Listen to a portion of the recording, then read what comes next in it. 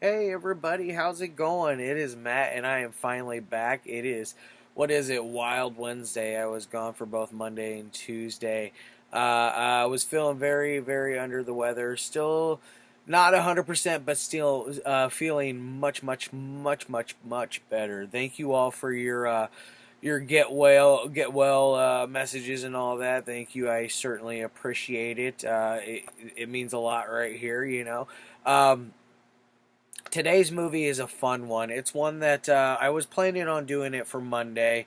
But since everything happened, everything got thrown out of whack, and I have both today and tomorrow's films ready.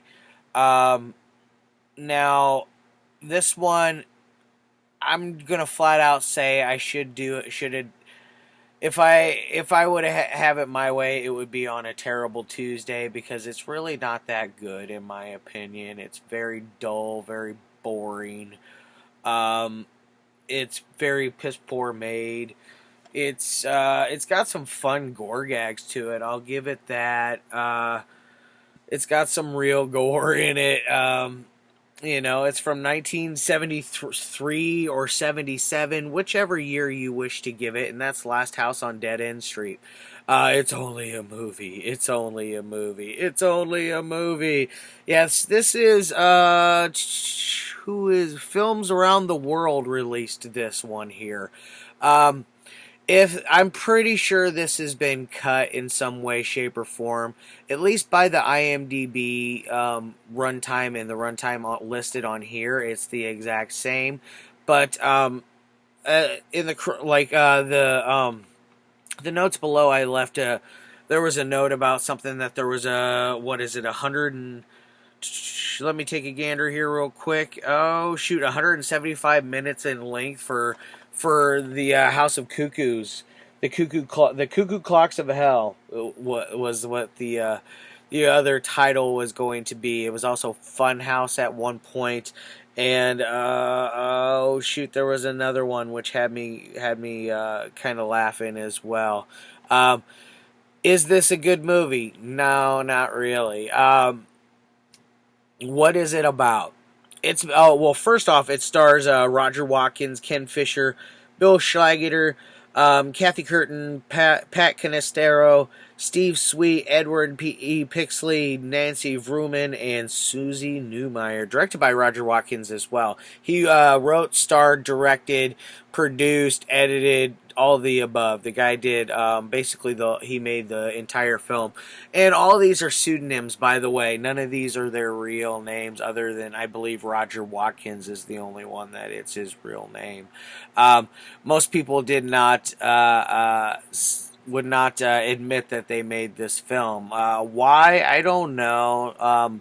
I know one of them, the girls in here, she got mad at Roger Watkins for some post footage that he added to the film, which was some racier like soft core stuff. It would have been X rated, probably like a 1X back then, but by today's standards, it's more of a soft core.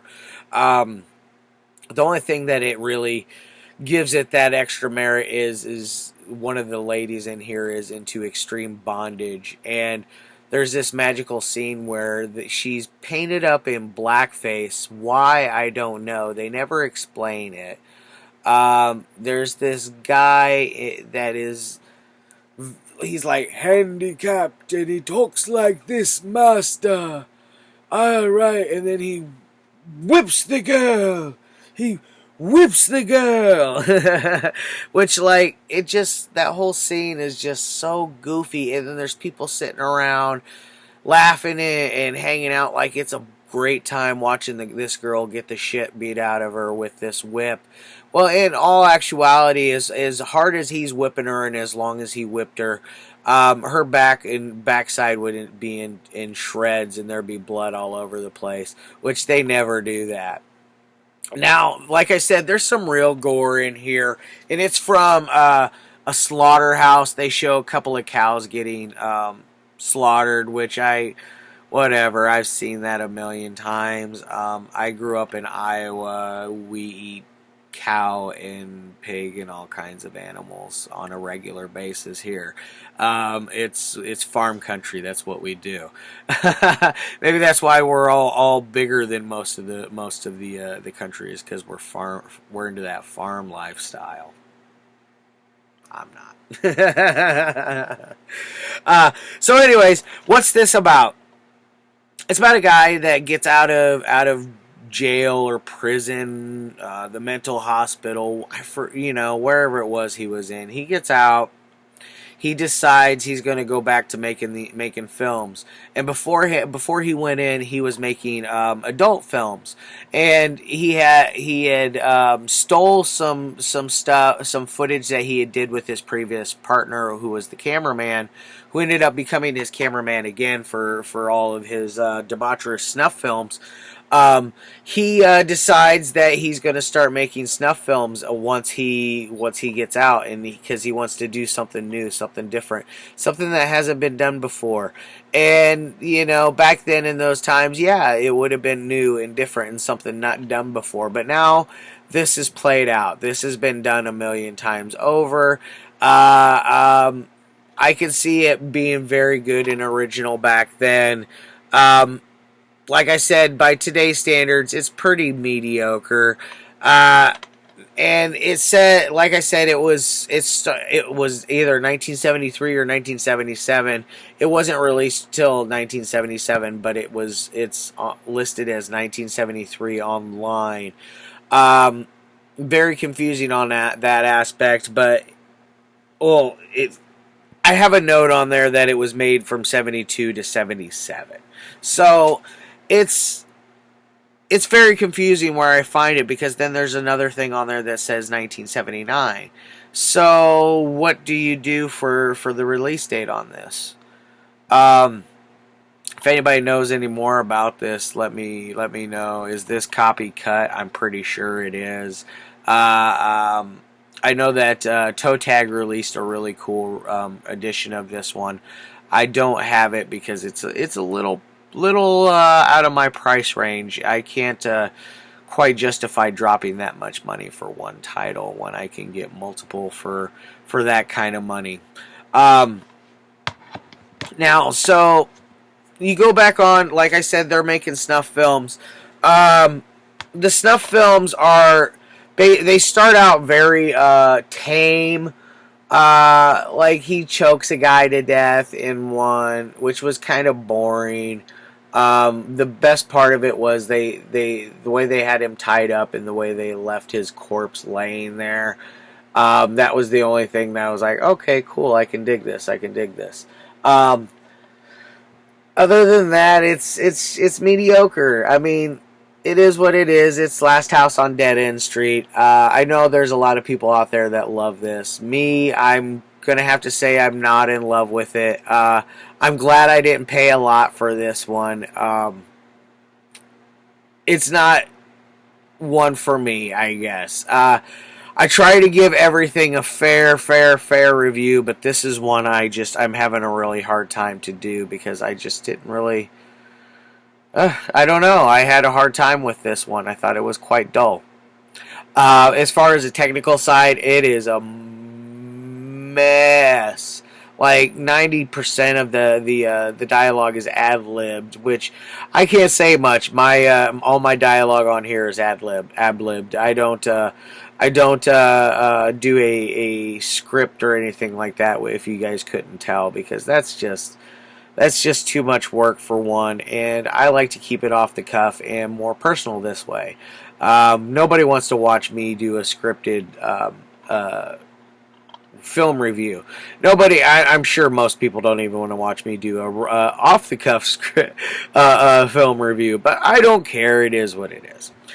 So technical side, this thing is like a 1. It's bad.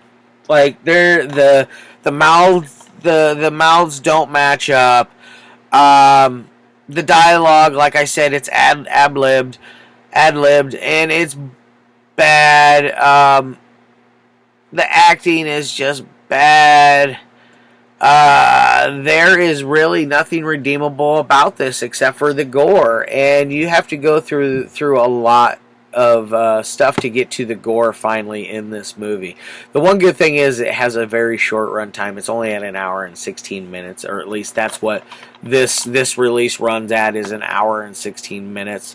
Plenty long enough, in my opinion. If it would have went on for that 175-minute run time for over, I don't think I could do that long for this one. That's quite the undertaking for Last House on Dead End Street.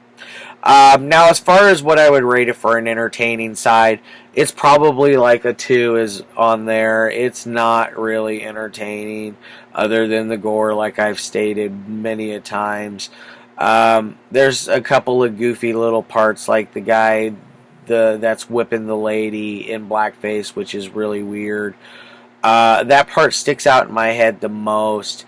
There's a really weird sex scene between Roger Watkins and one of the girls, the one that is into the extreme bondage, and the whole sex scene is just really awkward. Honestly, every sex scene in this is awkward. Just the nudity, everything is just, it's like, almost feels like the people were almost forced into making this movie, is what, like, or at least they were pushed a little further than what they were willing to do. That's about all I can really say. So we got a 1 and a 2. So this is gonna get a 3 overall out of 10. It is not good. It is a mess. Pass it if you must. Pass it. Watch it only if you must. Sorry for those that do enjoy this movie. It's just not for me. I think it is a steaming pile. Sorry. Alright, guys. I love your faces as always. Can't wait to see you tomorrow. Like I said, I got another one lined up for you. This one's an independent film that I just watched last night. I talked to the director a little bit about it this morning. I haven't told him that I'm going to review it yet. I'm going to keep it a little bit of a surprise. Alright, y'all. Love your faces. And as always, you know what it is. Peace.